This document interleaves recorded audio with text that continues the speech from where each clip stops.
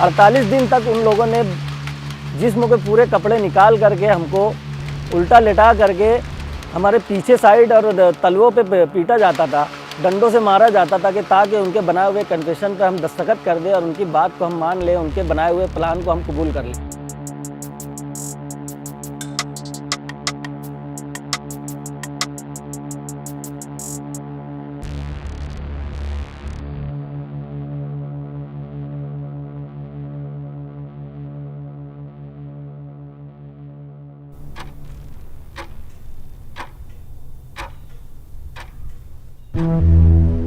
दो 2006 से लेके 2011 तक हम 5.5 साल तक जेल में रहे। इसमें हमारे साथ बहुत सारे उतार चढ़ाव आए।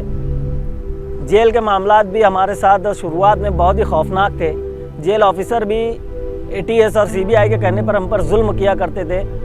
मेंटल हरेसमेंट इस तरह हुआ करता था कि वो गैर मुस्लिम जो कैदी हुआ करते थे उनको हमारे खिलाफ लगा दिया करते थे। बहुत से ऐसे लोग होते थे कि हमको धमकियाँ दिया करते थे कि हम ऐसे लोगों को काट डालते हैं, मार डालते हैं।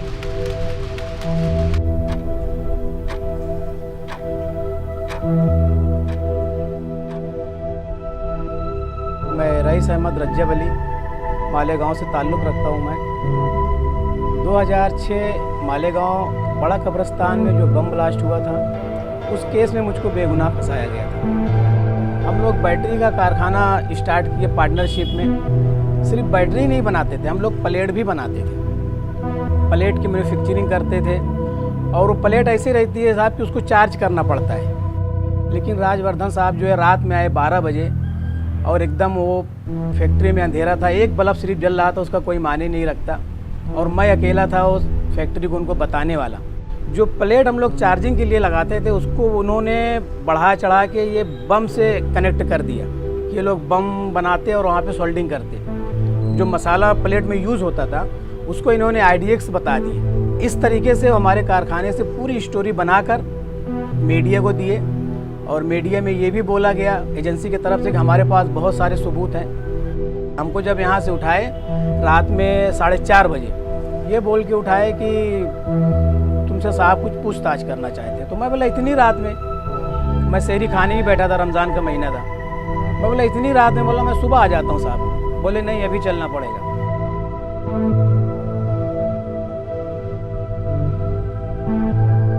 हवलदार मुझको लॉकअप की तरफ लेके बढ़ा। उसने पूछा तुम सीमी में थे क्या? मैं बोला नहीं। तो उसने मुझ पे ऐसा ठपठपा के बोला चल तेरे को सीमी केस में डालेंगे।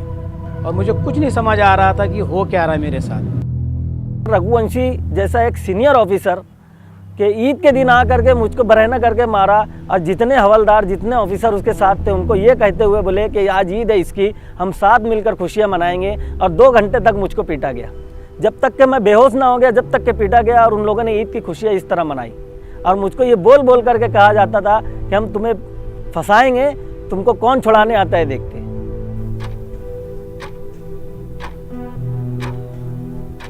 ऐसा कोई जानवर को भी नहीं मारता। जिस तरीके से उन लोगों ने हाथ पैर बांध के और ड्रिंक किए हुए सिर्फ आधा घंटा मारे हैं जब तक बेहोश नहीं हो गया मैं। और सिर्फ उनका जुमला ये था कि लांडिया लोग तुम यहाँ क्यों रहते हो हिंदुस्तान में, तुमको पाकिस्तान जाना चाहिए। बम ब्लास्ट इसका उसका कुछ बात नहीं, सिर्फ मारना, सिर्फ लांडिया लोग बोलना। हमको तो ऐसा लगता था कि हम पुलिस कस्टडी में नहीं है, लगता है कोई ऐसी संगठना है हिंदुओं की, कट्टर संगठना है, उसमें हम हैं, उनके बीच में हम हैं। ऐसा तो लगता नहीं था कि हम ATS या पुलिस के बीच में हैं।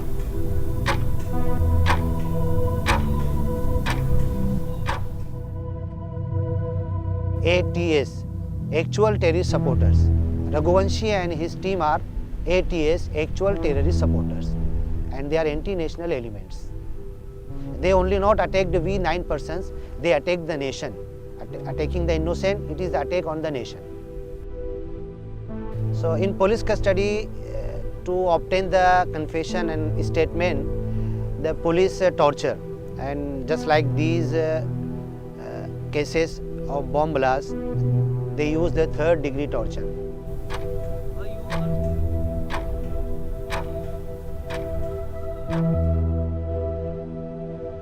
फिर बेंगलोर हमको ले जाया गया। जो फेक डॉक्टर थे उसके सारे डॉक्यूमेंट्स फेक थे। वो हमारा पूरा नार्को करी है, पूरी सेटिंग की ATS के साथ वो पूरी ATS लिख के दी थी कि तुमने कब ब्लास्ट किए। जब हम ये बोलते थे कि हमने ब्लास्ट नहीं किए तो वो हमसे बुलवाना चाहते थे, तुम ऐसा बोलो कि ये बम ब्लास्ट हमने नहीं किया। मैंने कहा नहीं, हम लोग इस केस में बेगुनाह हैं। तो उसका जुमला ये रहता था, मैं बताना ही चाहता हूँ, उसका जुमला ये रहता था कि तुम ये बोलो कि ये बम ब्लास्ट हमने नहीं किया। वो चीज़ उसने बुलवा के रही। फिर बाद में हमको समझ में आया कि ये जुमले भी इतना जोर क्यों देती थी वो कि ये बम ब्लास्ट हमने नहीं किया, यानी नहीं हटा के हमने किया, ये ऐड करना था उनको। इसके लिए हमको इतना ज़्यादा उस पर जो है तो उसकाती थी वो। The narco test which has been taken by ATS, that was absolutely illegal. Without court permission they moved. Even court was unaware that they took us to Bangalore and anywhere. पूरी स्टोरी ये लोग लिख डाले थे, मुझे नहीं मालूम कि इसमें क्या है, सब मराठी में लिखा हुआ था। तो जब पूरा पेपर रेडी होगा, पूरा बेंच, तो फिर मेरे को ऑफिसर बुलाए हो, DIG साहब ऑफिस में, बोले इस पे साइन कर दो रईस। बोला सर इसमें क्या है? बोले तुम्हारे बेगुनाही के पेपर से ये। बोले वही जो तुम स्टेटमेंट दियो वही सब है ये। इस तरीके से मुझको एक IPS ऑफिसर इस तरीके से यानी इतना बड़ा फ्रॉड करके मुझसे साइन लिया।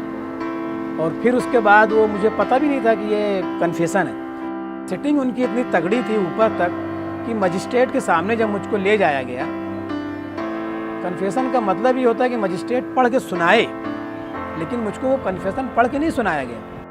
बाद में ही हमको समझ में आया कि मामला हर जगह मैनेज था, हर जगह से इनका काम होते गया। वो लिफाफा जैसे आया था चेंबूर से कन्फेशन बना हुआ, वैसे ही मजिस्ट्रेट के पास गया, पेक साइन किया हुआ वैसे ही वो कोर्ट में पहुंच गया। यानी इतना फ्रॉड किया गया हम लोगों के साथ।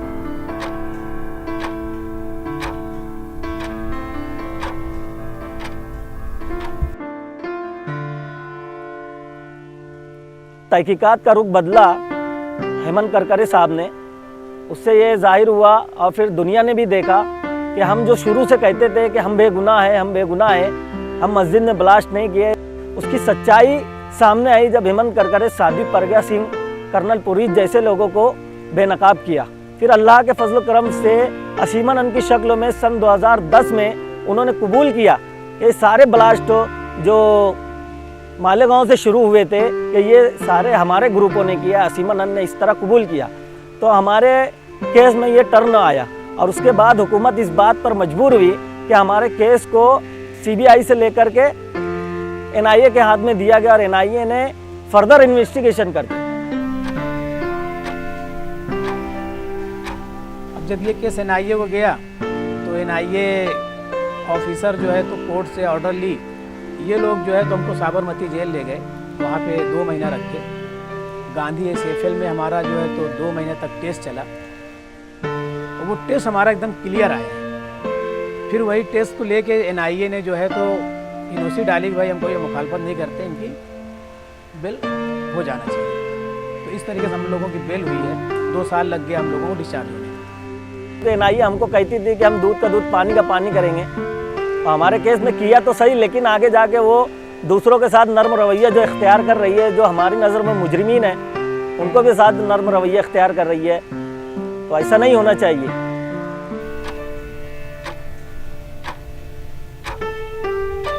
आज भी गवर्नमेंट हमको ऐसे छोड़ नहीं दी। स्वामी असीमानंद और उसके जितने साथी हैं उनको मक्का मस्जिद ब्लास्ट से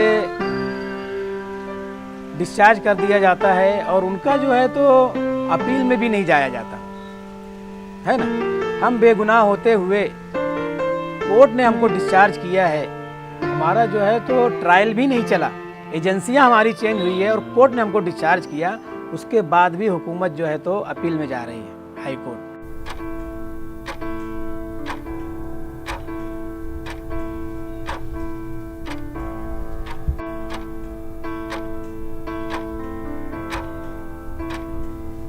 जिस वक्त मुझको ले जाया गया पहले तो लोग डरे हुए थे, हमारे अड़ोस पड़ोस के लोग भी डरे थे, लेकिन कुछ दिनों के बाद ही अड़ोस पड़ोस वाले भी बहुत हिम्मत दिलाए। बोले अगर ऐसा कुछ रहेगा तो बोलना, हम कोर्ट चल के गवाही देंगे। यहाँ की खास करके औरतें बोली कि हमको ले चलना कोर्ट में, हम गवाही देंगे कि वो बच्चा बेगुनाह है, वो बच्चा बहुत अच्छा है, सीधा है, हमारी नज़रों के सामने रहता था वो। बोले इस तरीके का वो दिलासा दिलाया और पूरा शहर हमारे लिए खड़ा था। कि ये बेगुनाह है।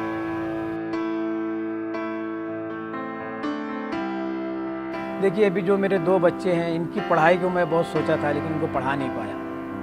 10 साल मेरा बर्बाद गया। बच्चे जब मैं छोड़ के गया था तो 6-7 साल के थे। जब आए तो बच्चे बड़े हो चुके थे। उनकी पढ़ाई, घर ही मेरा बहुत मुश्किल से चला है, तो पढ़ाई क्या कर पाते। Each and every circumstance which the person suffers, it has some effect on the mind and on the behavior. But we learn that in the human being, some are cruel, doing wrong things with others. So now it's my aim that I should support the persons who have been tortured and who have been arrested. Malegaon में एक officer था, मालेगांवकर करके, पूरा नाम नहीं, उसका surname मालेगांवकर है। तो मालेगांवकर ने मुझको ये कहा कि तेरी उम्र के और नौजवान हैं जो टोपी नहीं पहनते, जो नमाजें नहीं पढ़ते, जो रोज़ा नहीं रखते, जो फिल्में देखते हैं, जो कुर्ता पजामा नहीं पहनते, तू साले बहुत कट्टर मुसलमान है, तू बहुत कट्टर है, हम तेरे जैसे लोगों को फंसाएंगे।